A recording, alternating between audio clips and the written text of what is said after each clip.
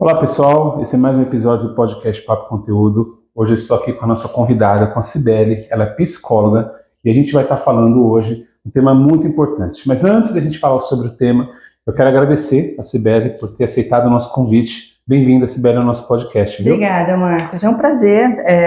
Sempre o seu programa vai ser muito legal e é um prazer estar participando aqui. E é isso, vamos em frente. Vamos aí. Também quero agradecer à Faculdade Anhanguera por estar cedendo aqui o espaço e a Cibele aqui. Isso. Queria que ela falasse um pouco sobre a faculdade também, por favor. Sim, eu assumi recentemente a coordenação do curso de Psicologia, né, da Faculdade Anhanguera da Unidade da Vila Mariana.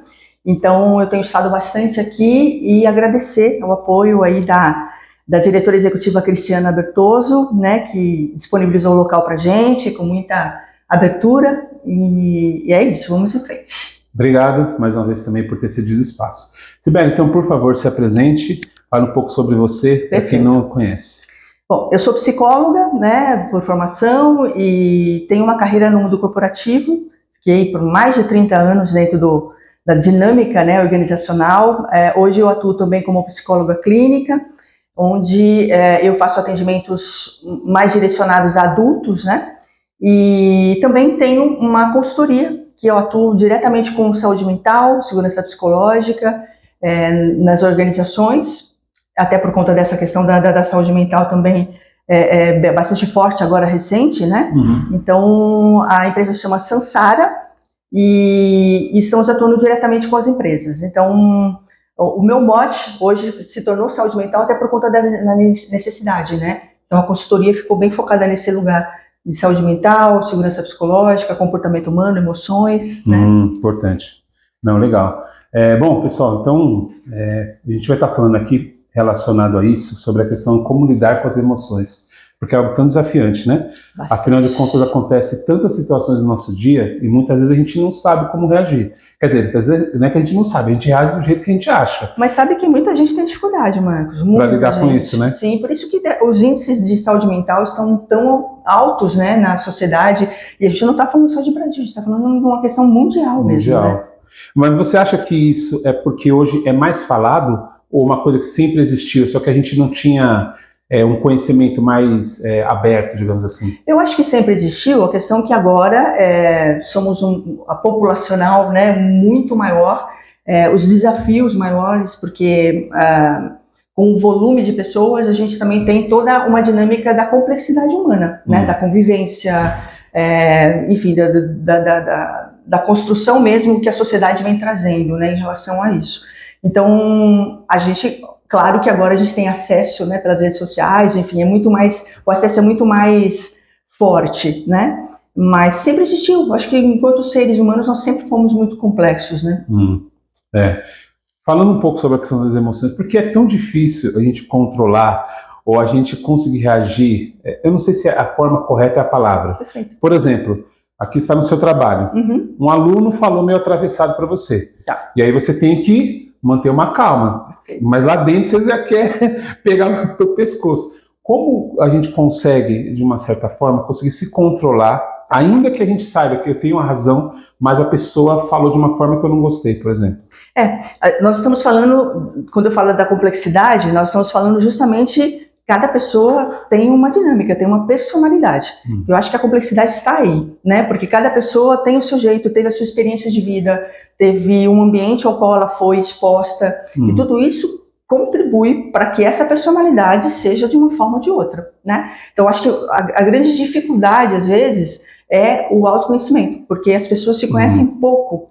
E nós, né, na grande maioria das pessoas da minha faixa etária, mais de 50, né, não tiveram acesso a uma educação, né, emocional, vamos dizer assim. Tá. Então, a gente foi descobrindo essas questões de relacionamento, de emoções, na vida, no dia a dia. E, por um lado ou para o outro, a gente sempre tem esse lugar de não compreensão, ou se compreende mal, né? Então, pensa, no coletivo, nos relacionamentos, se eu não me conheço bem, se eu não reconheço as minhas emoções, eu acabo tendo comportamentos que, aos olhos do outro, por exemplo, pode ser mais agressivo, pode ser mais passivo, né? E aí, toda a dinâmica mesmo de cada uma das pessoas. Então, compreender o autoconhecimento, ele hoje não, né? Ele sempre foi muito importante, mas hoje ele é mais visto, mais falado, justamente pela compreensão mesmo da importância de se conhecer suas emoções. Nós temos 6 emoções básicas, que a neurociência já trouxe essa clareza pra gente, que todos nós temos, que é alegria, tristeza, raiva, medo, estranhamento e nojo. Então, pensando em 6 emoções básicas que todos nós temos, na dinâmica de pouca compreensão, a raiva é uma delas, né? Que é até mal compreendida muitas vezes por conta de achar que é um lugar bem ruim, porque se fala de raiva, fala de agressividade. Sim. Então, não é necessariamente. A raiva, ela é uma emoção positiva até quando nós assertivamente colocamos para botar limite. Por exemplo, para dizer não. Para dizer, não, eu não quero dessa forma, eu não vou por esse lado. Então, isso precisa de raiva para a gente poder atuar, né? Poder direcionar, enfim, a nossa vida. Só que muita gente não compreende, né? Não acessa até. Muitas pessoas que eu conheço falam, não, eu não sinto raiva. Sente, só não reconhece. E é aí que está o grande problema dos relacionamentos. Né? Isso é interessante. Você falou sobre esses 6, eu lembrei do filme Divertidamente, né? Perfeito. Que tem a ver com, talvez, Tem. Porque cada um representa um sentimento, né? Isso, é uma emoção, né? Uma emoção. É uma emoção. A diferença entre emoção e sentimento também trazida pela neurociência nesse lugar de que a emoção é uma dinâmica biológica. O nosso sistema, né, tem, de acordo com o estímulo que a gente recebe, o nosso sistema, então, através dos hormônios e tudo mais, ativa o nosso cérebro e geram emoções. O sentimento é o que a gente popularmente dizemos como aprendemos, né, no dia a dia e tudo mais. E é como a gente se expressa, né? Então eu falo, às vezes eu estou dizendo, eu estou me sentindo ansiosa e na verdade meu sistema está num lado de medo, que é o luto-fuga. Então eu não reconheço muitas vezes como medo, mas o meu sistema está nesse lugar, né? Às vezes até a gente fala, não é nem pela proporção de estar efetivamente numa situação perigosa, mas se eu tenho dificuldade com a minha liderança, por exemplo. Então, toda vez que eu vejo o meu chefe chegando para falar comigo, eu starto um processo de medo, né? Então, aquela questão do luto-fuga, né? Então, todos os meus músculos ficam rígidos, o meu sistema entende que eu vou precisar correr ou lutar, alguma coisa assim. E essa tensão que gera no meu sistema é bastante estressante, né? Então, e as pessoas não percebem isso. Então, taquicardia, então é o sistema dizendo, estamos prontos para correr ou lutar. E aí é só o chefe que está vindo falar bom dia, às vezes, né? Mas você já está achando que é alguma outra coisa, né? E eu não reconheço aquilo como algo que está, de fato, me estressando, né? Só, sei lá, meu chefe é meio, né, me causa algumas sensações, né? Então, poder também nominar o que eu sinto é uma forma, né, respondendo a sua pergunta, é uma forma de eu reconhecer as minhas emoções e poder lidar com elas. Porque lidar com o subjetivo é muito complexo. Então, se eu não sei o que eu sinto, eu não consigo lidar diretamente. Por isso muita gente fala assim, nossa, tô com a raiva da pessoa, e às vezes não é raiva, ela não está sabendo expressar o que ela sente, né? E pode até ser raiva, mas não é a raiva agressiva, não é a raiva, né? E às vezes é uma forma de dizer eu tenho raiva, mas pode ser inveja, pode ser um montão de outras coisas. E a gente canaliza para aquilo que a gente conhece, né? Então, poder também, esse sistema, né, de você compreender de fato o que você está sentindo, é um marcador muito importante para a gente poder lidar e não adoecer, muitas vezes, né? Até eu vi uma entrevista falando que muitas empresas hoje se preocupam muito como você lida com as emoções. Ou seja, você tem a parte profissional, que ela, ok, você é um bom profissional, mas como que você lida? Fazem vários testes para saber o seu lado emocional, porque você pode ser um incrível profissional, mas qualquer coisinha você perde a paciência para a empresa, não serve, né? E tem vários indicadores de que geralmente as pessoas são contratadas pela questão técnica, então uma boa formação acadêmica, se fala línguas, etc, etc, e são desligadas das empresas pelas questões comportamentais. Olha só. Então uma porta de entrada das empresas que precisa de fato ter um olhar muito apropriado e profissional, né, os recrutadores e tudo mais, muitas vezes eu vejo que as empresas não cuidam muito dessa porta de entrada. E acabam até, às vezes, direcionando esse primeiro, vamos dizer, essa primeira triagem, né, com funcionários, enfim, futuros funcionários, com estagiários de psicologia, pessoas com pouca pouca formação, com pouca experiência. E aí acabam trazendo para a empresa pessoas com formações técnicas excelentes, mas que não se relacionam bem. E aí acabam criando muitos problemas internos, né? Você falando isso, eu fiquei lembrando, teve uma entrevista que eu fui fazer e a moça falou assim, ó, eu já volto. Ela demorou uns 10 minutos para voltar. E foi aquela tensão, você via na cara de todo mundo a tensão, todo mundo arrumado, né? Porque era uma vaga, todo mundo social, mas todo mundo se olhando com aquela, mas o silêncio assim, ó. Sabe aqueles que o pessoal fala que o silêncio, tensão. E aí todo mundo se olhando. E aí eu lembrei de um vídeo que eu vi que era uma situação parecida com essa. Sim. Só que eles colocaram um ovo numa mesinha no centro da sala. E a pessoa falou a mesma coisa, daqui a pouco eu volto. Só que essa pessoa era um teste, ninguém sabia, eles ficaram observando. E aí passou quase a mesma coisa, 10 minutos, todo mundo se olhando, aquela tensão. E aí uma pessoa levantou, pegou um ovo e tacou na parede, assim, e saiu. E aí eles falaram que, por ela ter tido uma atitude XY, que eles estavam procurando, essa pessoa foi contratada. Proativa, mas a sensação que me deu é que se ficasse mais meia hora, todo mundo ia ficar, assim como eu tenho na entrevista. Sim. Enquanto a pessoa não entrou, ninguém falou, mas você via na pessoa. E aí quando a pessoa entrou, todo mundo já começou a se arrumar gravata e tal. Então eu fico pensando sobre essa questão das emoções numa entrevista, num relacionamento, numa gravação como essa. Eu normalmente, às vezes, eu fico um pouco nervoso. Nossa, eu não sei como é que vai ser e tal. Mas eu tenho que aprender a controlar minha emoção. Não posso ficar apavorado, suando e mexendo e tal. E na rua, enfim, em vários lugares é tão difícil.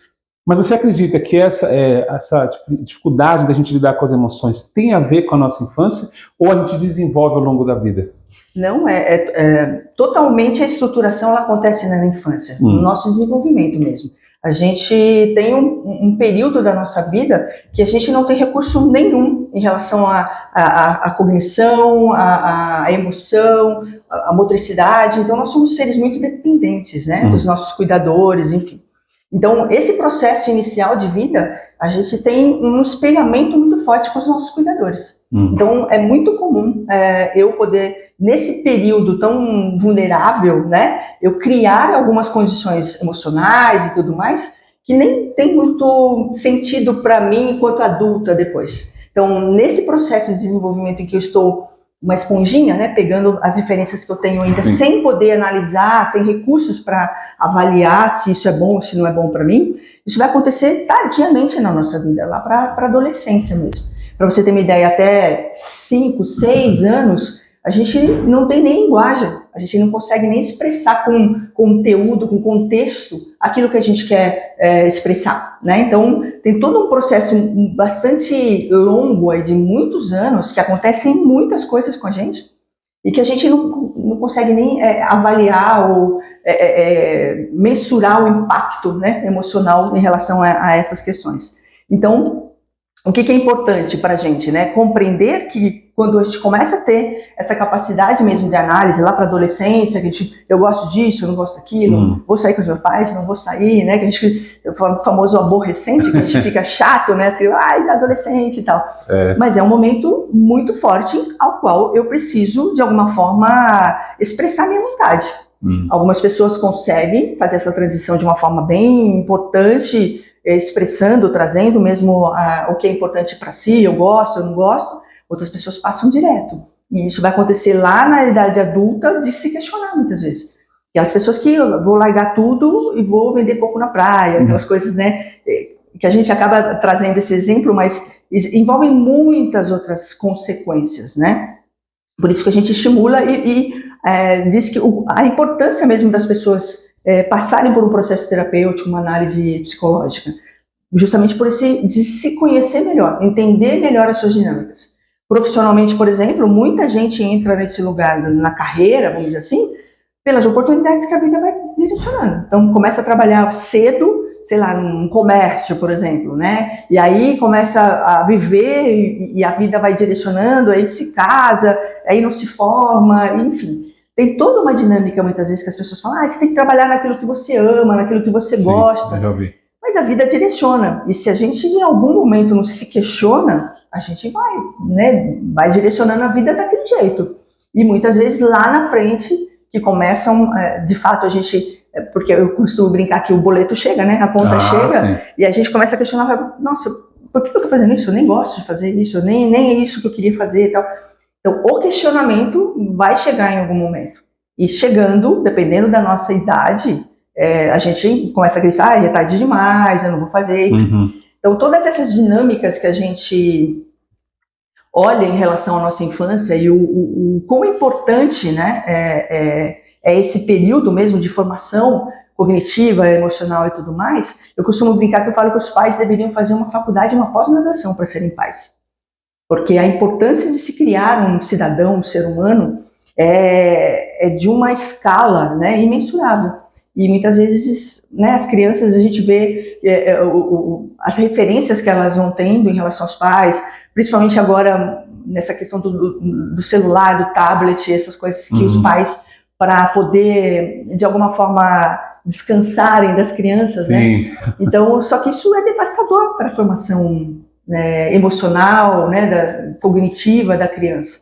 E, de novo, a conta chega, em algum momento chega. A gente tem visto esses jovens, né, que estão entrando agora no mundo corporativo, enfim, nas suas carreiras, a quantidade de jovens inseguros, imaturos, né, porque pais muito permissivos, né, uma geração, por exemplo, a minha geração foi a geração que botava a mão na massa, que ela trabalhava cedo, né, e aí veio uma outra geração, os filhos, né, os nossos filhos, vamos dizer assim, não, agora o meu filho eu vou proteger, ele vai estudar na melhor escola, eu vou dar o melhor para ele. Não passar o que eu passei, né? Só que aí as crianças, os jovens não passam pelas, vamos dizer, etapas que precisam para poder desenvolver em si todo esse lugar, porque a gente se desenvolve no caos, eu costumo dizer. Quando a gente está em voo de brigadeiro, tudo dando certinho, a gente não tendo desafio na vida, a gente aprende pouco, a gente se desenvolve pouco. Então, o ser humano precisa de desafios, precisa de coisas que dão erradas para a gente poder aprender com o processo e se tornar adultos, né, responsáveis, que a gente tem visto bastante complexo ultimamente nessa questão da responsabilidade. É muito bom. Sibeli, eu fiquei pensando, tem alguns perfis, por exemplo, como o meu, eu sou uma pessoa mais quieta, mais retraída. E eu sempre via nas matérias assim, pessoas que explodiam.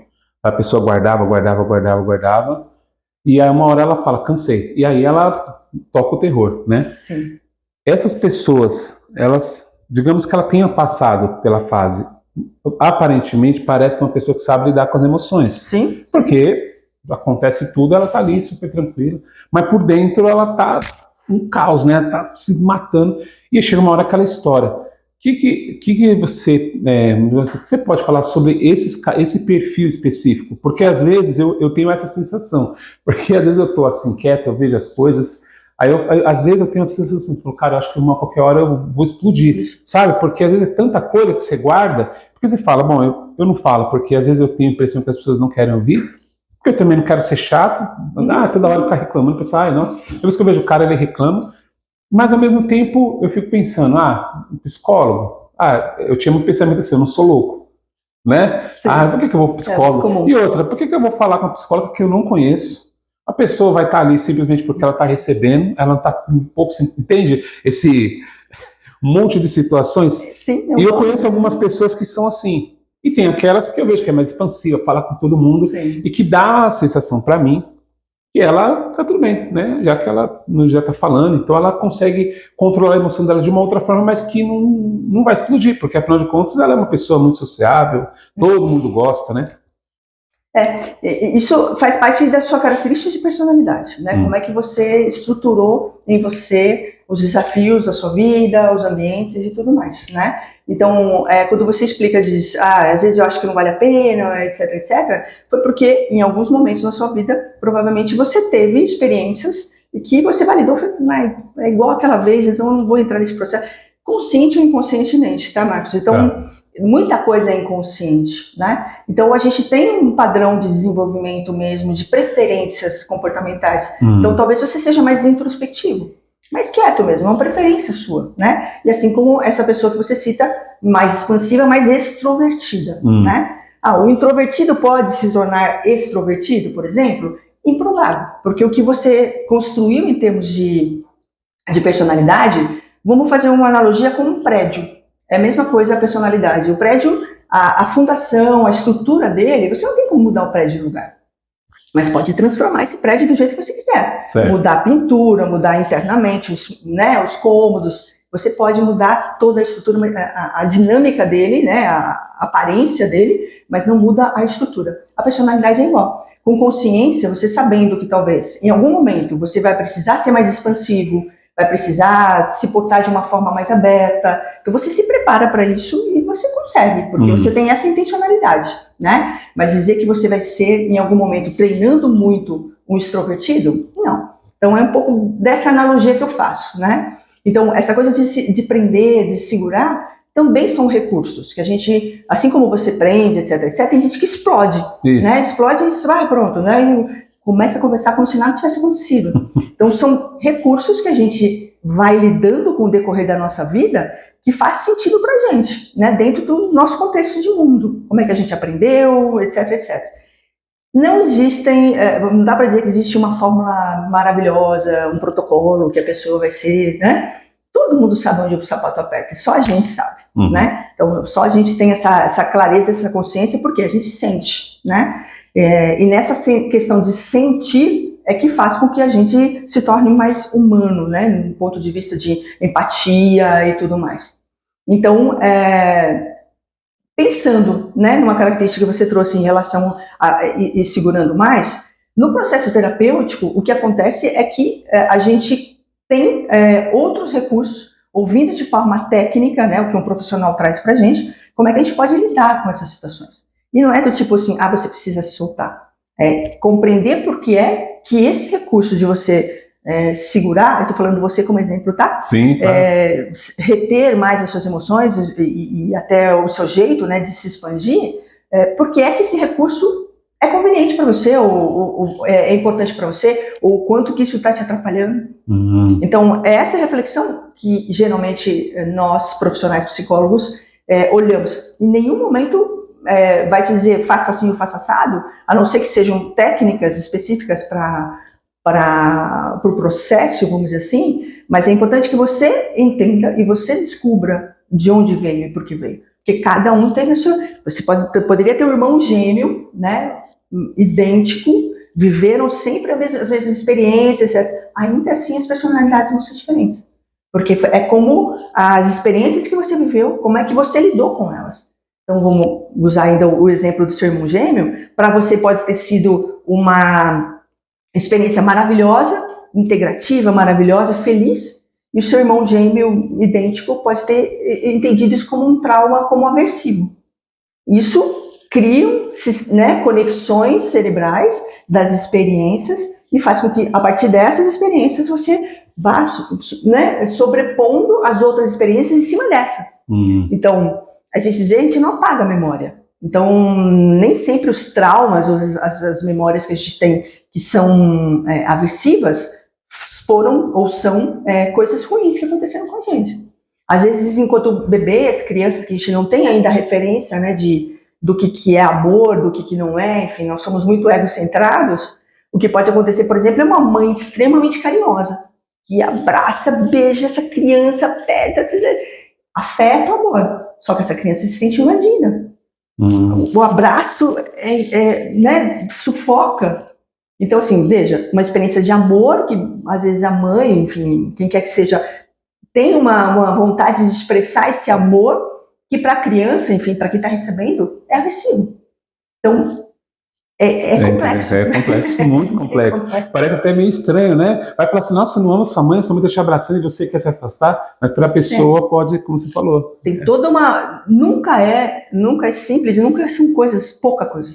A gente tem uma história, a gente tem, né, dependendo da idade, mesmo as crianças, né, os bebês, enfim, é tudo tão intenso, é tudo tão, né, com tantas informações, que não tem como, né, a gente começar a separar, entender, isso, a não ser com autoconhecimento. A gente compreendendo a nossa dinâmica, por que é que eu tenho esse tipo de preferência de comportamento, por que é que eu não gosto, por que é que eu gosto, por que eu não gosto de contato físico, por que eu gosto extremamente de contato físico.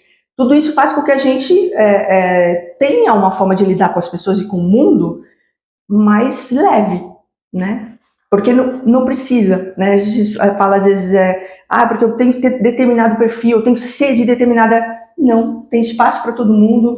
E quando eu me conheço, eu posso ter passos para poder desenvolver comportamentos, questões que eu acho que são importantes para mim, para aquele trabalho, por exemplo, para aquele momento de vida, para aquele relacionamento. Mas eu não posso abrir mão da minha essência, de quem eu sou de fato, do que eu prefiro de fato, do que é importante para mim de fato. Né? Até a questão que você falando, eu fiquei pensando, a questão da empatia, ela é muito importante, não só com você mesmo, vamos dizer assim, mas principalmente com o outro, como você deu exemplo. Eu tenho um amigo que ele é muito assim, muito caloroso. Sim. Sempre que ele vê, ele abraça todo mundo.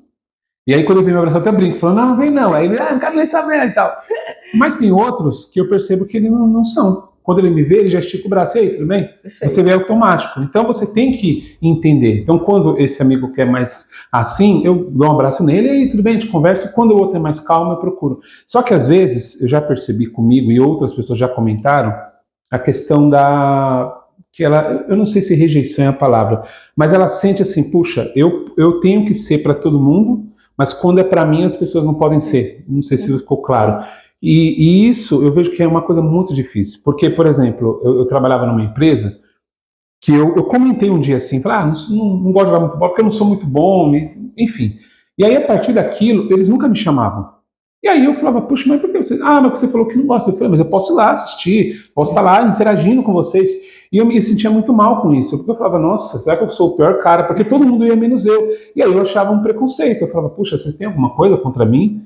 Não, é porque você falou que não gostava. Eu falei, então, eu não gosto de jogar. Mas eu quero estar junto, eu queria... Às vezes também não dava para mim ir. Mas, entende? Às vezes eu via isso, e eu, para não parecer só eu, né? Senão eu vou achar que sou o único no mundo, mas várias pessoas já me expressaram isso. Falei, poxa, cara, às vezes eu sinto que as pessoas têm eu tenho que ser uma pessoa super legal, super aberta, mas quando é minha vez, ninguém pode. Parece que eu tenho frescura, eu sou chato, E é tão difícil, né, Sibeli? Assim, né? Muito difícil. E aí a pessoa não sabe como fazer. Tá bom, vai, não vou mais. A comunicação é uma das questões mais complexas também que existe, porque é um pouco disso, foi a sua comunicação, né? Que de alguma forma, e a outra pessoa entendeu, né? De uma forma... Então, tem pessoas que se comunicam mesmo com mais detalhes, com mais expressividade, né? Com mais emocionalidade, e outras mais pontos principais. Então, veja, isso também tem a ver com uma característica de personalidade, que cada um, né, tem essa forma de se expressar ou não, né, mais extrovertido, mais introvertido. Então, a comunicação, ela é algo extremamente difícil e que a gente trabalha o tempo todo, em qualquer ambiente, em qualquer direcionamento de vida. Porque, veja, isso de alguma forma foi, assim, o seu processo de como é que você...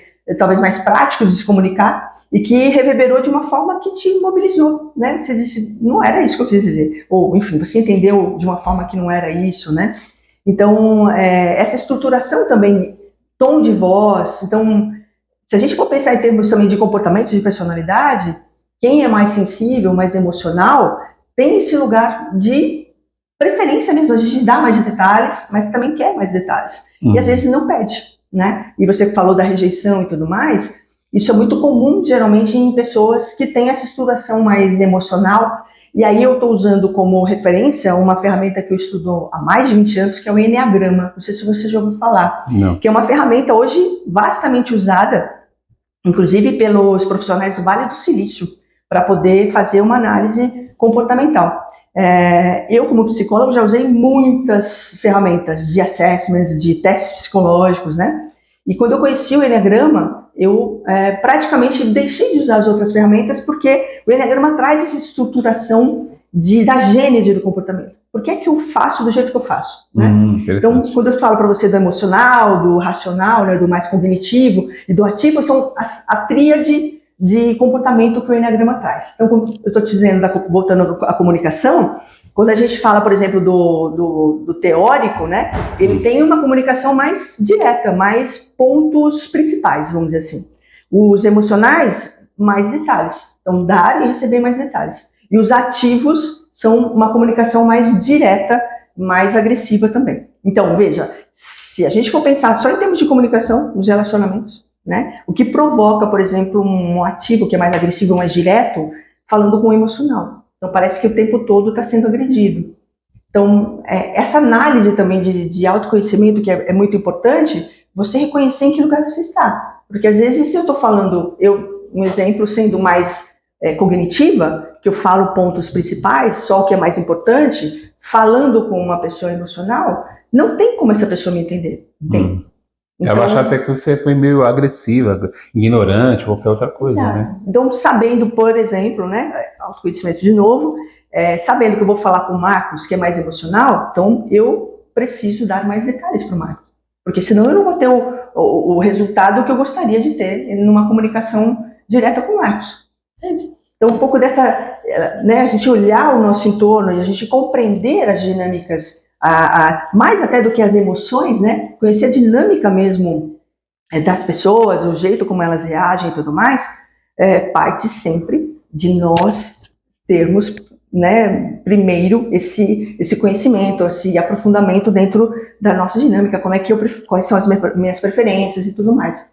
E aí a gente poder expandir isso para as nossas relações, em qualquer ambiente. Então veja, de alguma forma, não é só na questão profissional, é em qualquer lugar. Eu consigo potencializar o que quer que seja, né? Então, do autoconhecimento, à comunicação, a trabalho em equipe, né, a falar em público, tem várias questões. Né? Até mesmo porque, eu fiquei pensando, você falando, a família acaba sendo um teste, né? Porque você tem irmãos com características, seus pais, suas mães, sua avó, sua tia, cada um de um jeito, e você tem que aprender. E às vezes é engraçado, você fala, puxa, sua família você consegue, né? Não sentir algumas pessoas, não todas. Né? A minha irmã, por exemplo, eu tenho uma irmã que ela é mais assim, ela é mais emotiva, e ela gosta dessa coisa. E às vezes ela manda, né? E aí eu olho assim, eu procuro, porque eu não sou assim, eu sou mais razão, então eu quero fazer o negócio. Aí ela fala, nossa, sou grossa, sou não sei o quê. E não é, eu falo, aí às vezes eu sei que eu preciso ser assim. Sim. Porque ela precisa, como você falou. Né? Ó, o horário tá. Nossa, mas que ignorante, não deu um bom dia, não falou. E às vezes eu já passei por isso. Eu falava, bom dia, fulano, tudo bem? A pessoa só respondia, então, beleza, confirmado. Aí eu, nossa, mas nem deu bom dia. Aí eu falava, se eu não falo, a pessoa fala que eu sou ignorante. Se eu falo, a pessoa também não interage. Mas mudando um pouco, eu queria, você citou numa das suas respostas a questão do trauma. Sim. Eu fiquei pensando assim, a pessoa, ok, tinha as emoções dela minimamente controladas, sabe lidar com todo mundo. E ela sofreu um trauma, seja o que for. Traição, a perda de alguém, um trabalho. Porque, às vezes, trauma, eu penso que está ligado a questões muito fortes. E não necessariamente. Às vezes, para a pessoa, uma demissão de uma empresa que ela trabalhava 10 anos pode ser um trauma. Sim. Né? Sim. E aí, as emoções da pessoa ficou bagunçada. E a partir dali, a pessoa já não consegue lidar direito. Sim. Como a gente pode ajudar? Que conselho, no caso, você dá quando uma pessoa se vê numa situação dessa? O trauma acontece muitas vezes por conta, eu tinha comentado que não são necessariamente questões ruins, né? Mas acontece por conta de um marcador emocional extremo, sem ter referências ou ter, vamos dizer, recursos para lidar com aquela situação. Então, o que posso acontecer consciente ou inconscientemente? Às vezes eu jogo isso para baixo do tapete. Então, eu não tenho recursos para lidar com aquilo, então eu jogo para o inconsciente, né? Que a gente diz não. Então, isso é sempre de forma inconsciente. Então, eu não tenho recursos, então eu jogo isso para o inconsciente porque eu não preciso lidar com isso. Só que isso reverbera dentro da gente o tempo todo. Muitas vezes de forma inconsciente também, como nas relações, né, na forma como eu conduzo a minha carreira. Então, toda essa dinâmica traumática, né, acaba, fica, né, em nós, até que a gente consiga, de alguma forma, passar por isso. Então, você disse o luto, etc, etc. Para que a gente consiga, de alguma forma, elaborar ou transcender, ou transformar essa questão do trauma, porque o trauma sempre traz um marcador emocional muito forte, né? Então, como é que eu lido com isso? Um luto é geralmente uma questão muito forte com dor, com tristeza, né? Então, tem algumas pessoas que não querem lidar com isso em alguns momentos da vida. Então, para poder, vamos dizer, transformar isso, eu preciso passar pela situação. Por isso que até que eu digo que os psicólogos também são muito importantes nesses momentos. Para que a gente entenda, a gente, enquanto traumatizados, entenda que a gente não está passando por aquilo sozinho. Que tem alguém ali que está dando apoio para a gente. Uma das grandes questões que a gente não mexe com esse tipo de coisa é por sentir solidão, sozinho. Eu vou ter que lidar com essa dor extrema e eu não sei como lidar, e eu não vou lidar. Eu não quero olhar para isso, né? O luto, ele não acontece só com a perda, com a morte. Ele acontece com uma dinâmica onde eu me sinto impotente também com aquilo, né? Então, a perda de um relacionamento, a perda de um emprego, né? Então, é a perda, eu não tenho mais aquilo. Então, perder pra gente não é confortável, né? Então, como é que eu lido com essa perda? Olhando para ela, cuidando dela, entendendo o quão, né, devastador pode ter sido perder esse emprego, perder essa pessoa. Então, olhar para essa dor não é você ficar cutucando a ferida aberta, mas é você olhar o tamanho dessa dor, para que você consiga transformá-la em alguma outra coisa. Então, toda vez que a gente não olha, a gente não cuida, isso se torna de alguma forma um trauma e que vira de alguma forma alguma doença, porque a gente somatiza, né? Então, poder olhar para as nossas dores nos ajuda também, primeiro, a ganhar maturidade emocional, né? Para que a gente, não significa que a gente não vá sentir do mesmo jeito, não seja devastador da próxima vez que acontecer alguma perda importante. Mas é como se nós, de alguma forma, subíssemos um degrau, né? Parece que não é tão impactante. Ou eu sei, tenho outros recursos para lidar com aquela dor. Como que vai ser? Não é não olhar, mas olhando, percebendo a dor, quais outros recursos que eu tenho para poder, de alguma forma, ir cuidando dessa dor, né? Que muitas vezes as pessoas sucumbem, né? Eu fiquei naquela dor e remoendo e fazendo... Então, tá, perdi, mas eu tenho toda uma gama de vida para poder tocar e lidar e tudo mais. É que a sensação que eu tenho que a perda, seja ela qual for, o que for substituir não vai ser igual. Sim. Né? Eu perdi um emprego de 10 anos, mesmo que eu arrume outro, não é porque eu gostava daquele jeito, eu estava acostumado, enfim. É uma série de coisas. A gente já está partindo para a parte final aqui, Sibeli, e eu fiquei pensando, então a gente pode, se a gente fosse resumir, para a gente aprender a lidar com as emoções, o autoconhecimento. Sim. Se a gente pudesse resumir em uma palavra, né? Sim. Porque sem isso você não consegue lidar com você mesmo, se controlar diante de uma situação, seja ela qual for, e também com os outros, né? Porque tem essa questão, né? Isso leva a uma dinâmica de reconhecer aquilo que a gente sente, consequentemente buscar recursos para que eu amenize ou que eu entenda melhor essa dinâmica. A autorregulação, que a gente fala, principalmente quando a gente mapeia o nosso corpo, escaneia o nosso corpo para sentir exatamente o que está acontecendo.